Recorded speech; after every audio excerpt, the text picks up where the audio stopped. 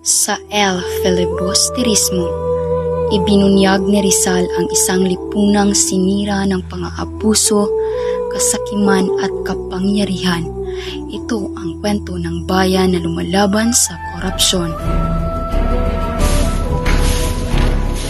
Talis! Huli na naman ang iyong bayan. May dagdag pa tayong singil ngayong buwan. Padre, halos wala na kaming makain. Pakiusap naman. Kung hindi mo kayang bayaran, may ibang paraan. Ibigay mo ang lupa mo. Yan? Yan na lang pag-asa ng pamilya ko. Di mo kami matatalo. Kami ang batas dito.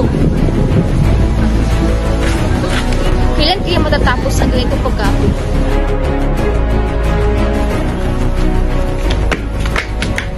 Yung kustudio, humingi po kami ng tulong para ayusin ang tulay sa aming barangay. May dala ka bang pasasalamat? Alam mo na. Wala po, pero kailangan namin ng tulay para hindi malunod ang mga bata kapag umuulan. Kung walang kapalit, hindi pa yung may sulat sa payagan. Hindi tungkulin ng tao ang magbigay ng lagay para lang pakinggan. Manahimik ka, Isagani. Kung hindi nyo kami tutulungan, ipaglalaban namin ang karapatan namin. Habang sila ay nagpapabayaman, tayo ay nagugutom.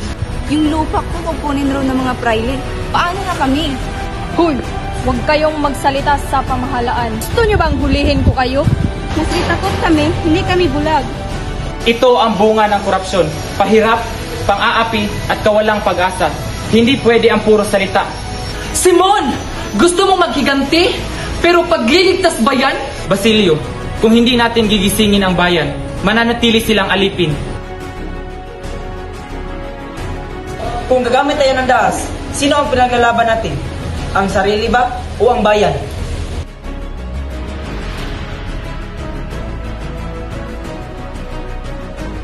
Hindi matatapos ang korupsyon kung mananahimik ang bayan. Panindigan, katapatan, iyan sa ika ng pagkakang. Kung magsasama-sama tayo, may pag-asa ang bayan.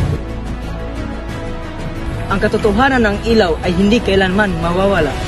Ang bayan ay uunlad kung ang tao ay tapat at handang lumaban sa mali. Ito ang paalala ni Rizal. Ang tunay na kalayaan ay nagsisimula sa mamamayang lumalaban sa korupsyon.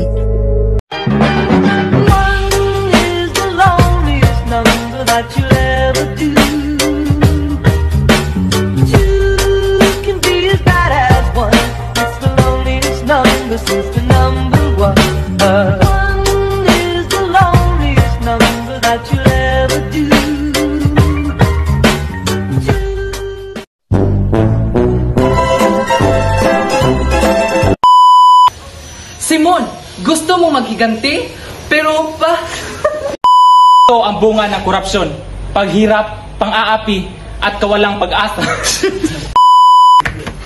Doon kustudio.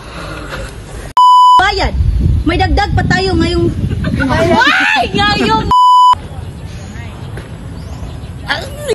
Hindi mo kami matatalo. Kami ang batas dito.